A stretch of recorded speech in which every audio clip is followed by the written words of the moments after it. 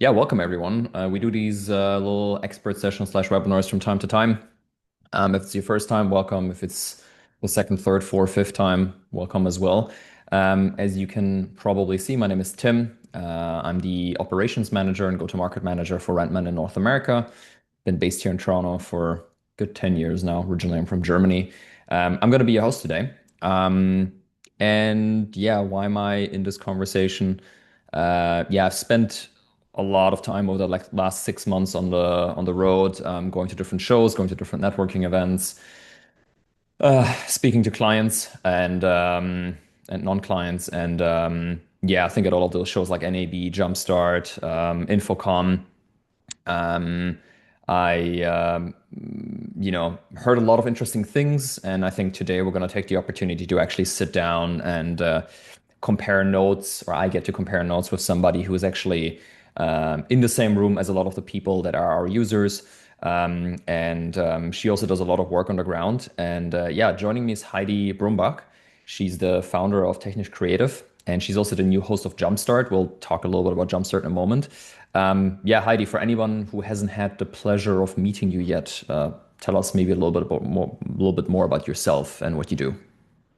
Sure. Well, I founded Technisch Creative in 1999 in Las Vegas, and currently our headquarters is in Orlando with an office in Las Vegas. We provide full event production services and event planning. I would say we're definitely a very small boutique agency.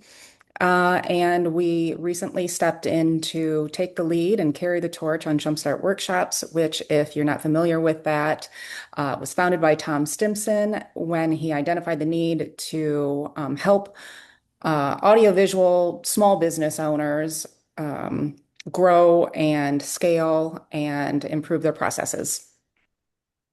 Good stuff. Yeah, that's also how Heidi and I ended up meeting. We've been a sponsor of Jumpstart still when Tom was leading it, and once Heidi took over, we decided we would continue our sponsorship, continue to be a partner. It's been super insightful for us. We've learned a lot, and I hope we've been able to give something back as well. And yeah, I think Heidi's experience both with Jumpstart, but also with like leading an actual a live event production company matters a lot for today. She's actually from the industry. We're as well on the software side. But she actually is in a room with owners. She has those conversations. She's one of the operators of Jumpstart. And that's why I figured it would be really worth having her on an expert session today. And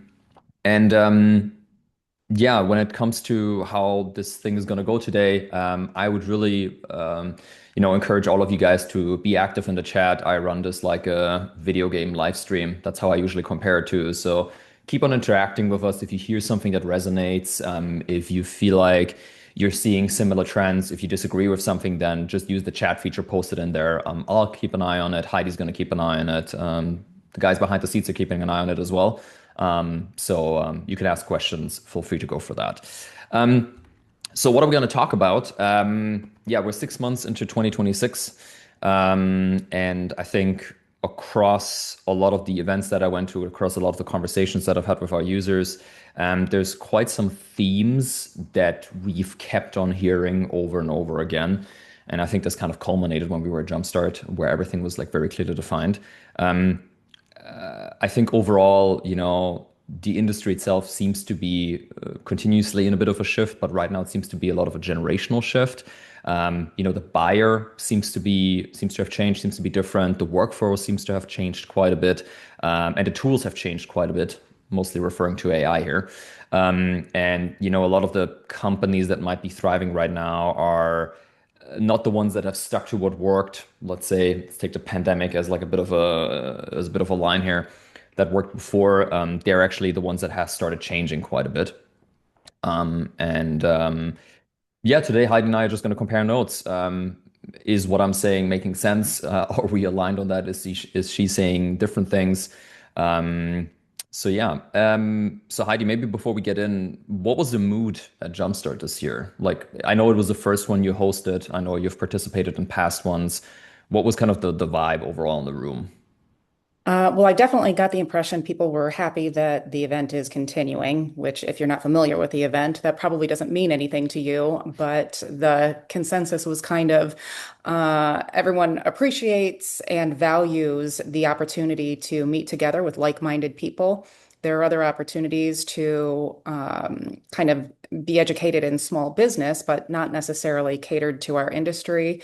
And we all recognize that there are industry events that don't necessarily cater to business growth. It's more technical training and, the networking piece and Mm, buying and selling. So there was a lot of appreciation.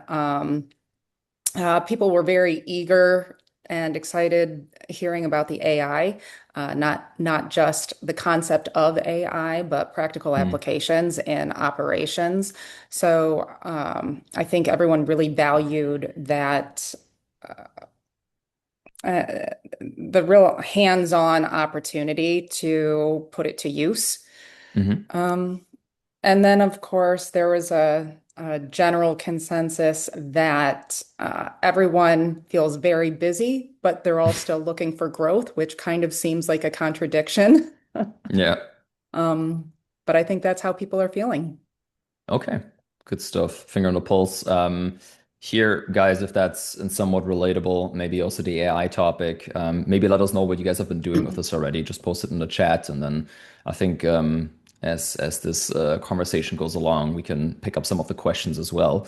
Um, I think first thing that I want to talk about a little bit, which was something that I've heard quite a bit over the last years, and I think we've seen it as well as Rentman in terms of like the requests that come in, that they have changed in nature, especially over the last 2 to 3 years, I want to say.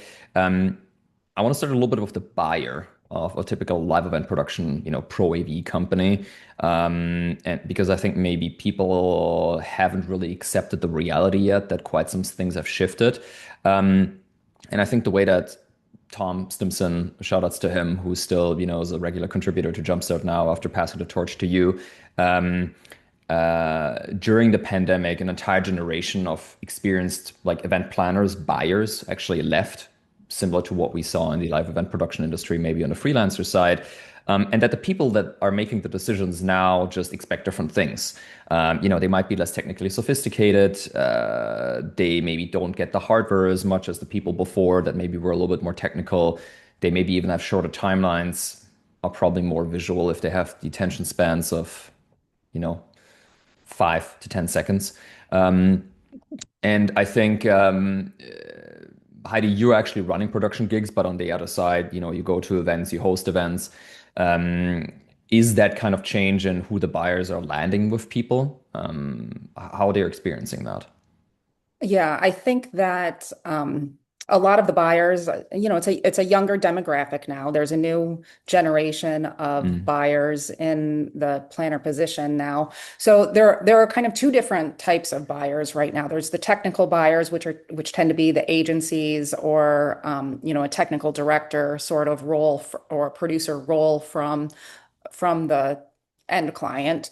And then mm, there's the planner end client. And depending on who you're selling to, well, I think both really, they want the outcomes. They don't care as much about the line items that they used to. They want to feel right. good about the experience. They don't want to be overburdened with the investment of time. They don't want to get phone calls at midnight anymore. I Mm, remember decades ago when that was common and kind of a badge of honor. It's not a badge of honor anymore. It's an inconvenience and no one wants to deal with it. yeah. So what the buyers are looking for are really reliable partners. The only time I hear that the line items and specific equipment requirements are necessary is if you're really fulfilling a rider in the entertainment Mm, world. But if you're in the corporate world, even producers just want a reliable partner. They want to feel good about it. yeah. Understood. And do you have the feeling that, with your own company, but also with other companies, that this has been accepted and that people are willing to, changing the ways that they deal with like their potential clients? Or do you think like people are still a little bit stuck in, that pre-COVID time, if we take that as a bit of a point where things started changing? What I'm seeing is that it's being very easily accepted. I don't have, I haven't encountered anyone personally that really pushed back and said, no, I need to see exactly every piece of gear that you're bringing to a show. Mm, And I think for the most part, and even what I've heard Mark Wells mentioned in one of his sessions, mm, he was the speaker about AI. Even he said most planners and producers don't know all of that technical equipment, so they don't want to be burdened with that language. If you're speaking a language that makes them feel good and tells them what the outcome is going to be, yeah. they're not going to push back on that. Yeah, yeah. So like be more visual, be more scope of worky, if we want to call it that, and just like lead with images and descriptions and outcomes rather so than throwing a list of gear at them and having them figure it out themselves effectively. Correct. Yeah, Correct. yeah. We have Larry in the chat saying, I find an issues with suppliers. Pre-COVID, we could buy our way out of problems. So I guess in terms of like buying new gear for a job. Today, the gear list from clients comes so late. We want to when we want to purchase, we cannot. Everything is made to order now. Heidi, any thoughts on that? Relatable? Um, I assume this is talking about actual purchase. Yeah. I know with my company, we encountered that during the pandemic. Since the pandemic, uh, I mean, my company hasn't been in a big purchase mode. We've focused more on partnerships that we can Mm, subrent from, which I think is kind of key, especially for small businesses when you can't have access to the equipment that you kind of want. yeah. It's good to know who the partners are, and I know there's at least one that I saw in this audience that you know that's how we've dealt with it. Okay. Yeah. Larry saying sub-rounds shouldn't exceed 25% of the job total. Okay. Okay. Yeah, thanks for your perspective on that. So I think overall what we're seeing then is that less sophistication on the buyer side when it comes to technical knowledge, maybe more of a push into work-life balance as well then, if you're saying that people are not going to be able to take those calls at 2 a.m. anymore, right? Yeah. And I see, Larry, you said that you have Oh, to subrent more than you'd like to lately. And I don't know your business model, but sometimes that's an opportunity to maybe adjust your pricing so that you're selling more of the service side. Again, I don't know your business, so I don't know if that works for you, but for some companies, I think for a long, long time, we've underpriced our service, the pre-planning, the rental house. Okay, got it. I labor prices have obviously increased, and a lot of companies out there are not adjusting their prices to represent that. mm, I think for me, I've noticed that there is little to no pushback from our clients regarding labor pricing because they all understand that the cost of living has gone up across the board everywhere in the world.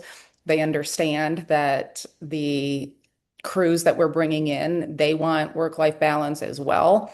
mm. So in general, we've leaned towards pricing the labor side a little higher than the equipment side, and then we don't have quite as much of an issue if we have to subrent.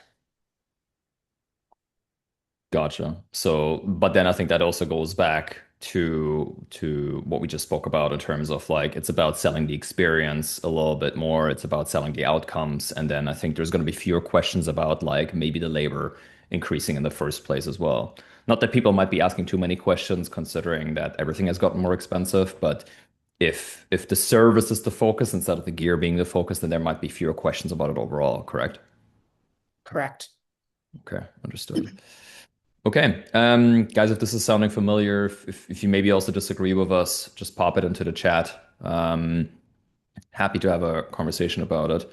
And Jeff is actually in here. We're finding the decreased prep time for shows has put pressure on wholesale sub-rental to have gear available for last-minute rentals. Huh. Okay. So there seems to be, you know, the idea that they want to sub-rent, but decreased prep time for shows. Something that you've seen as well overall, that that's a trend, Heidi? 1,000%. Jeff, I feel like you're talking me directly.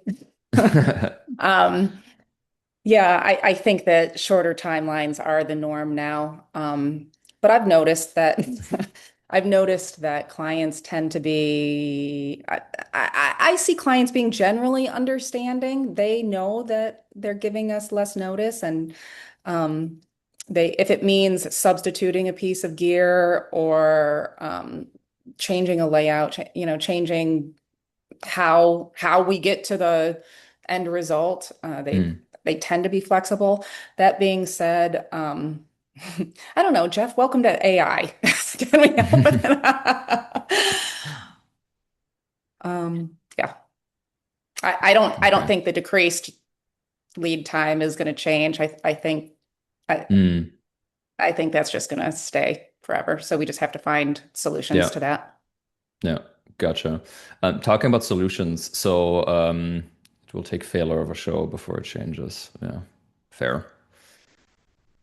What I want to go in on, maybe you can talk a little bit about yourself and like what you guys have changed at Technisch Creative when it came to like outcome based selling instead of like what you might have done like 5, 6 years ago. So how have you personally adapted at your own company, and what you have you maybe seen at other companies as well that you work with, how they've changed?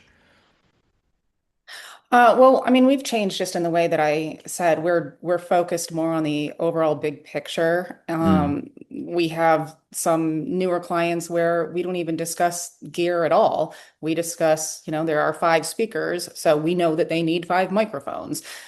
We discuss that, they have content that people need to be able to see, so we know they need some sort of screen, yeah. LED or projection, whatever.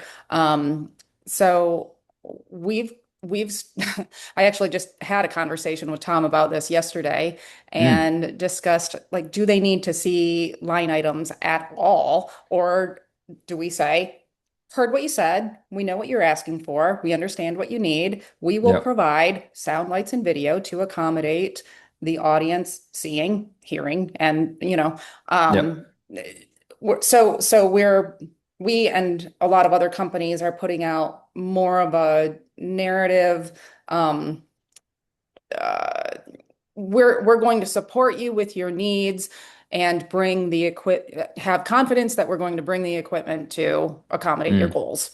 mm, So gotcha. we've taken that approach, and for us, it's provided very, very good outcomes. Okay. Understood. So like shifting more into that direction, assuming that's Yeah, the area of business that you're in. I'm assuming when you're in dry rental, like just pure rental, then that's not the approach that you can take. But then correct, that's a different business model in the first place. Okay. correct. Gotcha. Okay. Um, Perfect. Let me see if there's any other questions right now. Doesn't look like it. And I think maybe one thing that we can touch on as well is a little bit of the conversation that ended up happening about, smaller, medium-sized live event production versus in-house. So the whole in-house AV conversation, Encore, the hotel AV model. And I know you and I had a conversation about this before. And when it comes to new clients and maybe them wanting a more streamlined experience and maybe Encore being able to provide that, what do you think, in your point of view, smaller companies can do to actually compete with those, huge in-house AV houses like Encore? And I'm going to direct the Yeah. question at you, and I'm also want to direct it at like, you guys in the chat. Like, what's your experience been competing with the likes of Encore and so on? Like, what have your approaches been? But I'm going to direct the question back to you, Heidi. Yeah, I think I'm going to sound like a broken record, but I think we can sell outcomes, not line items. Uh, I I think everyone that's probably on this call understands what the strengths and weaknesses are of the in-house companies versus a lot of the outside AV companies. Uh, we take the approach that the planners, the buyers are our partners. So Mm, we tell them that we're representing them and executing the show on their behalf. That sometimes does mean that we're going to work with Encore. Many venues obviously have in-house yeah. exclusive rigging, exclusive power, exclusive internet, so on and so forth.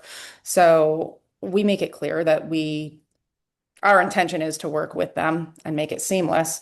Mm, Um, But the other thing that I think can set a small business apart and help win the business against the large companies like Encore, the in-house companies, is identifying really the strengths of your company, knowing that you're a small business and aligning with suppliers and partners that you can basically scale up your business without adding to your overhead. So if your strength is sound, for example, or rigging and lighting, partner with the complementary business and Mm, show the client the power of numbers and experience on the team instead of just representing it as one small business that doesn't have the resources to support the job that an in-house AV company has.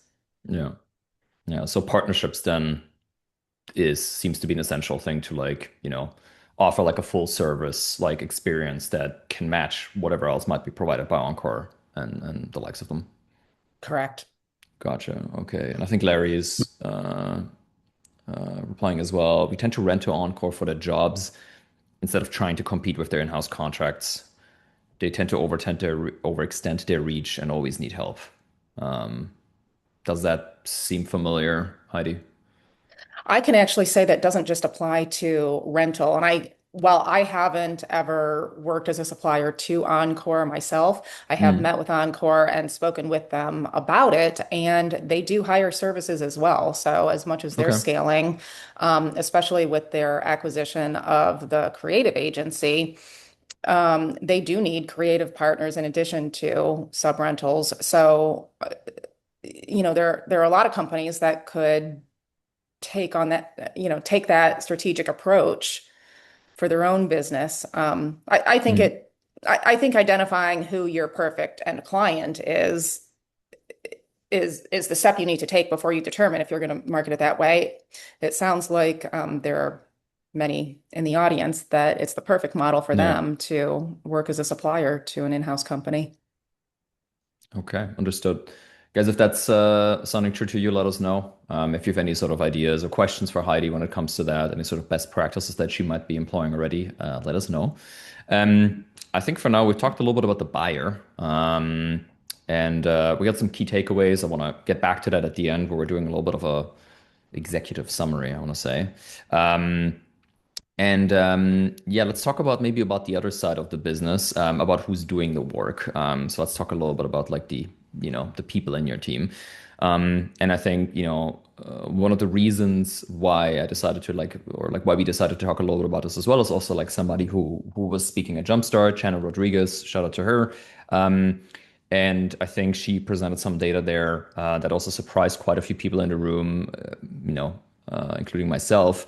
The data being 31% of new hires tend to leave within 6 months if there's no retention plan in place. 42% of employee turnover is preventable. I'm talking about full-timers, part-timers here, by the way, not freelancers. And people wanting more of those perks, culture initiatives from time to time, proactive communication. And yeah, people just tend to leave more. Poor communication, no visibility on growth, no reviews or recognition in 12 months. And Heidi, you run a production company. Shannon, I think personally, I think that's how she got Mhm, introduced to the mhm. to Jumpstart in the first place. Um, what's that workforce conversation like right now? I got a glimpse of it at Jumpstart, but maybe tell me a little bit more about that. Yeah, one thing that Shannon mentioned that is a great tip, um, when someone does quit, I can't remember. I would have to look up any of the statistics that she Mm, used, but she said that the majority of business owners, when someone quits, they will typically walk them out and never give them an exit interview. So she mentioned that the exit interview is key to understanding why someone decides to leave. Because as everyone knows, a bad employee costs tens of thousands of dollars when they have to be replaced for whatever reason, whether it's firing them or mm. you whoever decides to go. So she mentioned that the exit interview is key so that you can understand and apply anything that you learn from that with future Mm. hires. Gotcha. Okay. How is that looking like a Technisch? I mean, you don't have to. tell us about all of your HR processes, but have you guys implemented those kinds of things already when it comes to like growth, when it comes to reviews? Yeah, we have actually, I think of one story recently where we did our annual review and talked about kind of a new development with a position. And after about a Mm, month, realized that it wasn't right for either and converted that individual to a freelancer. And it was the best for both the company and the employee. It gave him the opportunity to grow in on a path that he really enjoys and gives us the flexibility and freedom to work with him as understood. needed. Yeah. Yeah, yeah. So then it come down to actually reviewing that on a, short-term basis as well, looking at like how things are going and especially having those open communication channels as well, right? Like giving people the opportunity to speak up, but also being open with them about it. Yeah, absolutely. Got it. Yeah. Larry's adding in, however, the exit interviews are not always truthful. Yeah, that's true. I mean, we see it here as well. I had an employee leave and complain about somebody who helped him immensely. Yeah, I think, context probably matters in all of those things as well. Talking to them about it and getting all that information is, I think, the first step. But then what you do with it depends as well. Yeah, they're definitely necessary, Larry. I agree. Okay, good stuff. Then let me see here. I think the other thing that came up as a topic was that when more experienced, people in your company might leave their senior roles, they're facing a proper disadvantage from time to time in terms of, I won't call it ageism, but being less likely to be hired at other company. How do you guys approach this? I mean, there is obviously the fact that quite a few like more experienced people left the industry around COVID when we were facing the downturn. What's your take on this, Heidi? Have you seen any sort of like, more experienced individuals at Technisch or at other companies you work with leave and then have trouble finding new work? How have you guys approached this angle, like hiring more experienced versus hiring more junior? Uh, are you saying someone that leaves on their own? Uh, Somebody leaves on their own, yeah. um, we haven't encountered anyone from our company that left by choice and then had a hard time finding something else.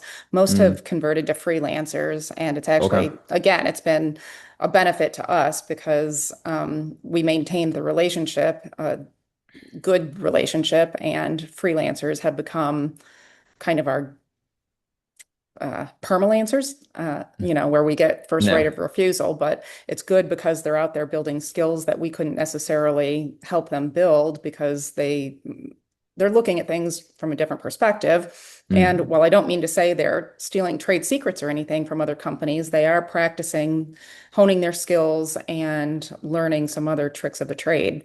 So it works out to be a benefit to us. When it comes to losing experienced workforce, we've always been very proactive with training the young workforce. right. We've done a lot with interns and kind of apprentice programs. We've Hmm. also opened the doors in the past to do trainings to any freelancers or anyone just entering the industry that just wants to put their hands on equipment and learn Yeah. more. Um, anything from the latest video switcher to how to coil cables. So Yeah. those are some things that we've done. Gotcha. And I And guess I that, and I and I hear a lot of people talking about it too. I even at Infocomm, I talked to a handful of people that are very passionate that want to provide or see someone provide some kind of education and training that's not book training that they're not going to get in a classroom setting. They mm, want to see those opportunities, whether they take the hands-on. lead or partner with other companies. And I know that there's some in the audience here that do trainings like that as well. So I Yeah. see that there's a passion for it. Gotcha. And from the people that are in the audience, like if you're providing that kind of training as well, let us know like what your, approach to that is, like how you're, approaching it. Okay, Larry. I find when I hire people, I hire 80% for the person and 20% skill. If we get the right people, we can train them how we need. Yeah. That's our philosophy too, 1000%. Yeah, yeah, and I think that all comes back to like culture fit, I think, which was something that Shannon was talking about a lot as well. Like you can change the skill set quite often, but like you can't necessarily change the person. And managing people in the first place is, bit of a difficult conversation in the first place. So, but I think like what you mentioned, Heidi, is kind of like going into another topic that I wanted to bring up, the freelancer marketplace question. We had a whole conversation with the guys at Mako, I think, about this like a few months ago. Um, um, so you mentioned one of the things that you guys do for finding reliable crew in 2026 was also investing into actually training them and attracting them that way. So providing those resources for them, right? Yeah, we've done that for years. Understood. Okay. Anything else that you guys have been employing that, you can share here that has helped you find people during a time when there maybe might not be that many people out there? Um, I don't know that we at Technisch Creative hadn't have any you know, great ideas, anything new that anyone else hasn't employed. Mm, But I do see a lot of companies hosting happy hours and lunch and learns and things like that just to mm. build the freelancer pool. I think anyone that's not doing something like that, there's definitely an opportunity if you are looking for freelancers. We get a lot of freelancers, obviously, through word of mouth as well. Um, and then we have aligned with some great labor companies. So, Okay. So that's the other solution as well, like not yep, necessarily just like sourcing it yourself, but also working with like reliable partners that can help you with that. absolutely. Understood. Okay.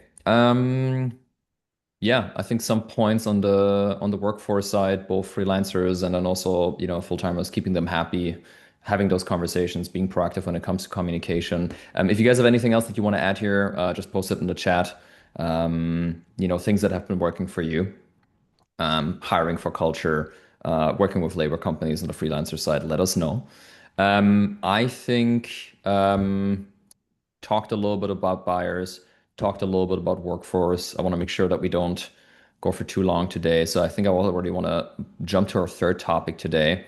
Um, and that's probably where quite some anxiety is existent in the industry right now.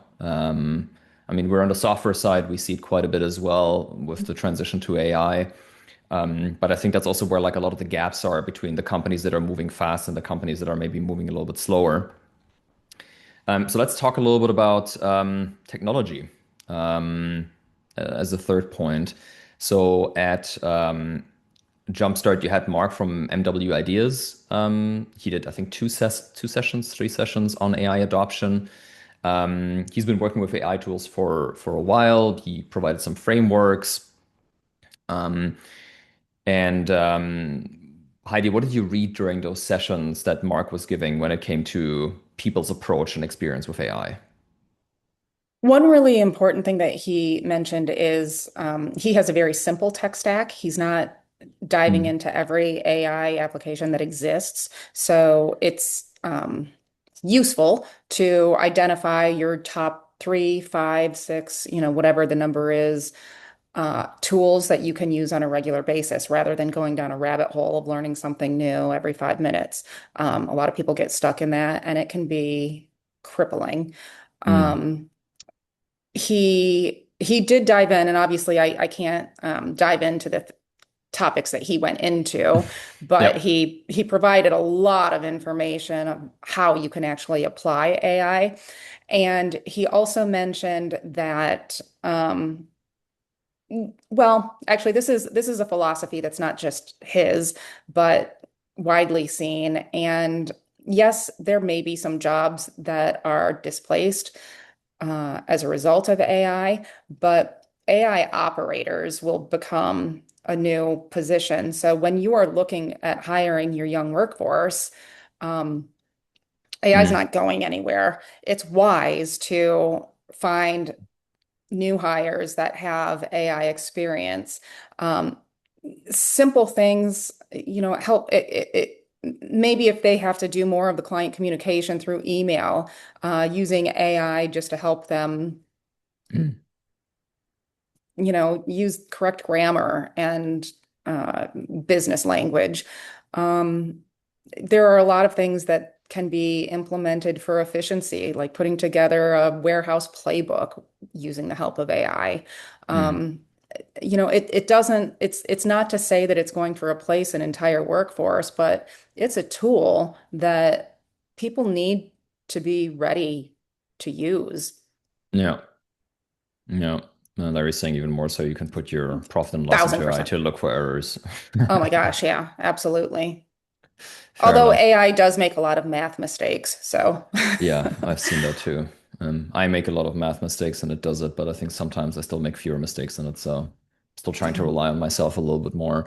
Um, Yeah, I think, and another thing that he pointed out, and I think that's what we see as well, a lot of the success also doesn't just depend on the tools you use, but like what information you give it in the first place, right? So you really need to have your operations in order in the first place. Like it's similar to using software. If you start with it and you come in with like, data that hasn't been updated in 4 or 5 years, then it doesn't matter how good the system is. Uh, what it's going to spit out is not going to be the truth. And I think he was exactly. focusing on that as well. Clear data, come up with some Garbage in, garbage processes. out. Yeah, exactly. And then you can have a single source of truth for whatever you want to do with it. Yeah. Staff needs to be trained on the dangers of inputting company data as well. Yeah, very true. I think Well, privacy. something else that he mentioned that is, it's not proprietary to him or anything, but you do want to upgrade to a professional plan, a paid plan, because again, I don't remember the statistic that he used, but the way AI LLMs are learning and building their intelligence is by gathering information from the unpaid subscribers of those platforms. So for your own privacy sake, if you just Yeah. pay that $20 a month fee for a subscription, you're protecting yourself by from letting your private information get out. Yeah.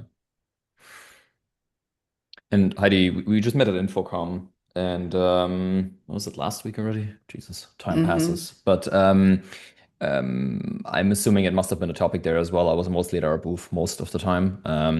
But walking around there, having conversations, but also looking maybe at new technology. Is there anything that stood out to you when it came to AI? Um, Gosh, I wish I would have dove in deeper on that to answer that question, but I did not. I let's know keep that it there's high a level. lot. Yeah, I know that there's a lot of technology that's being Mm, integrated into hardware now.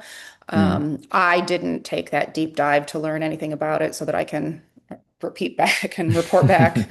yeah. Uh, yeah. Gotcha. Okay. Then let's maybe switch it over and talk a little about like what you've seen other companies do. So I know that there was a conversation at Jumpstart as well. You talked a little bit about some things already. Having had conversations with other partners, companies, like where have you seen them implement AI the most so far, where they've seen the most successes? Well, I can tell you a really simple thing. For the audio files in the audience, we did use uh, feedback, I think is the name of the Hmm. software. If anybody knows the right answer, please put it in the chat if I'm saying Let it us wrong. know. But things like that, oh my God, what a godsend. The software actually helps you save time in a corporate setting, in any setting, but Mm, specifically in a corporate setting where you might not have enough time for a sound check and a rehearsal. It's going to help you with any of the feedback issues of the soft talkers that hold the microphone at their belly button, and mm. um, so that was actually an AI in hardware application that we saw in action at Jumpstart. Yeah. That's one example. Of course, presentation design, AI is being used in many, many different ways. Graphic designs, videos, Claude can build an entire PowerPoint for you. I think ChatGPT can too, and there are other applications as well. Yeah. Yeah. So There's quite a few out there. yeah, it's Yeah. it's mind-boggling. Yeah, and I think like a lot of the focus was on like, I think kind of going back to what we spoke in the beginning, like scope of works, like outcomes instead of just gear lists. I think there was a conversation about like having it get you to those points as well. Like if you want to win those jobs, then you can actually leverage it for that too. Have it generate those like prettier looking proposals in the first place. Um, Yeah, exactly. exactly. Or what we were talking about earlier with granola, like just being able to like run it during, I think, meetings with potential clients that you might have, capture information, and then utilize it after. And I think that's what you're doing too, right? Yeah, exactly. And the productivity loop is it's God, it's gotten amazing. You can do a discovery call with a client and use Granola to gather all of the notes and then just feed all of those notes into something like Claude to build a narrative proposal and then move it over to whatever you're using for image creation and create the images to support the proposal. Um, Mm, it's amazing. But of course, again, you need garbage in, garbage out. So you do yeah. need to um, give guidance. I've seen a lot of people talk about when they're creating the graphics or short videos, um, kind of wear the hat of a cinematographer and Mm, give all of the directions that you would to a camera operator, for example. fair. Okay. So yeah, I think what I heard a lot, experimenting with it on our end as well, better proposals, faster proposals, making it more outcome focused, more visually appealing. And that's also seemed to be one of the main focus at Infocomm and at Jumpstart, where it was also about being able to create like case outlines for each case, like what's supposed to be packed just based on like some instructions that you give it. So I think there's like we're gonna see a lot of cool stuff happening when it comes to this, and I'm sure that like we at Rentman, we're probably gonna, do a separate session on it in the future. I know we've done one in Friend already, so I think maybe we'll have one specifically on that topic in the future in English as well. Um, but yeah, I think in the end, it's not necessarily about it replacing people. It's about, looking at people in the future coming back to workforce that can actually handle those tools natively. Yeah. Okay. Yeah, I think we've covered like a good amount of ground in the last 45 minutes. Guys, if you have some other AI use cases, put them in the chat, please. Discuss that a little bit. Now, let's take a look at the next 6 months. So we talked about buyers, we talked about workforce dynamic, we talked about tech. Um, um, Heidi, you were on the ground a lot, not just over the last 6 months, but over the last decades. Uh, you had quite a few conversations that maybe didn't make it into, forum sessions or into trade shows. Is there anything else that you're seeing that people are maybe quietly worried about, or anything that you're surprised about that might happen in the next 6 months? I think there are a lot of people that are concerned about the economy and travel issues and so on. I think that sometimes we need to turn off the social media and just start looking at what's happening in the world around us. And I don't think it's as bad as some people make it Mm, out to be. Um, I hear people just constantly busy. hmm So I, I think we're okay. I think we're in an okay spot. I don't think the world is coming to an end. Yeah. Um, I think that there's a lot of opportunity for partnerships as well. And I think companies need to look at pricing strategies because, as I mentioned in the beginning, they're talking about scaling, but they're also talking about how busy as an owner or leader they are.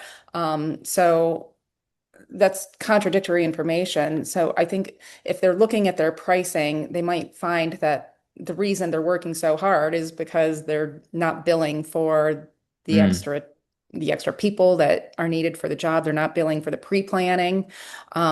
Pre-planning is obviously a huge expense that a lot of people overlook when they're putting out the proposals.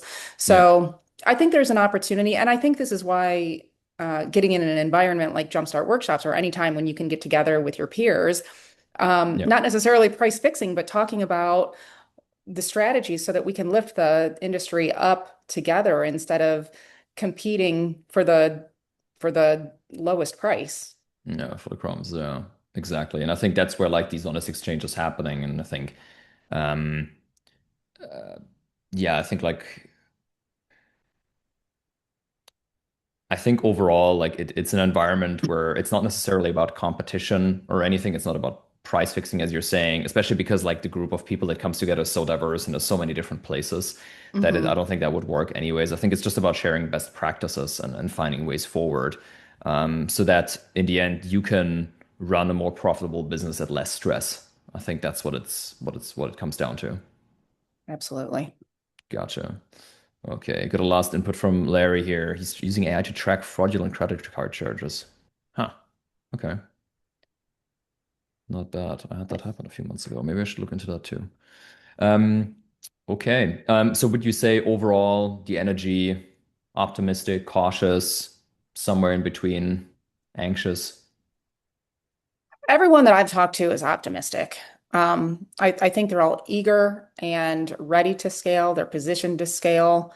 Hmm. I think everyone's at the point where they're looking at strategies to scale. So, um, while there is this overall kind of concern about economy, when you start talking to people one-on-one, I think everyone's been very optimistic. Gotcha. Okay, and last question, or one of the last questions for you. If there's kind of like based on the conversation we had today, you can make it about workforce, about AI, about one of the other topics we spoke about. If there's one thing that you maybe have been doing yourself, if there's one thing you had to give everyone watching today, to take into account in the next 6 months, what would it be? Any sort of piece of advice? I am investing at least a few minutes every day learning something new about AI and applying it. I really think that that's going to be important going forward because a year from today, we're going to be in a completely different place. And if you're not if you're not preparing for it, it's not going to be good. Yeah. Okay, good stuff. We'll take that with you, with us. I think both on the software side and both on the live event production side. I think we can use the same philosophy. Um, yeah, I think that's it from my end for now. Heidi, anything else you want to add? I'd love to see everyone at Jumpstart workshops. If anybody is interested in getting Yeah, information, I'm tell us a happy little bit more about to. that. So how could people reach out to you about that? Sure. Well, you can email events at jumpstartworkshops.com. You can go to Okay. the website jumpstartworkshops.com. Our next event is July 20th through 22nd in Las Vegas, and we have several of the speakers that we've just talked about, Tom Stimson, Mark Wells. We also have Carl Becker speaking about sales, and we Hmm. have Lindsay Schwartz speaking about marketing. All of those breakout sessions are deep dives, hands-on, where you're going to walk away with a playbook and some actual plans of action. And we also have Shane Smith from LMG who's talking about their Okay. strategy for purchasing, how to stay on top of the latest and greatest gear available, and when to find a good sub-rental partner so that you don't make that investment mistake that wasn't uh, strategized correctly, let's say. Understood. Um, it's a great opportunity, 2.5 days for networking, a few great meals, spending time with suppliers and peers, like I mentioned. Um, uh, we're at the Virgin Hotel in Las Vegas, and we've got a great rate, which expires tomorrow. So if anyone is interested, Jump on that. reach out to me, jump on the website. I think there's a discount code actually on the website, but Yep. if there's not, feel free to reach out to me, or it's 40 off. 40, capital O, capital F, 40 off. Easy enough. And the good thing is, while we won't be there next month, we're a little too busy on our end. We'll be there, I think, in November when the next one is happening. So it's an opportunity to learn, meet Heidi, and meet us all in person. And I think that's a pretty good argument to make your way there. Um, okay. I think that's it from our end, guys. If you have any other questions, we'll give it a couple of moments for you to post any sort of like feedback, questions or whatever for Heidi in the chat. So. I'll give the ground to you if there's anything else. Just post it now,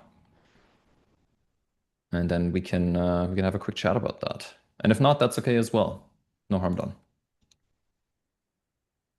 Running into a 9 a.m. meeting. Thanks for the conversation. You're welcome, Larry. Thanks so much for the engagement, for all the feedback. Really appreciate it.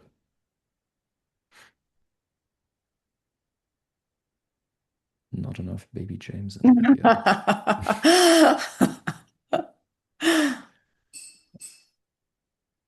All right. I Thanks, think those Jeff. hugs are directed at you, Heidi, not at me, but it's okay. I think they're directed at baby James. Fair enough. Okay.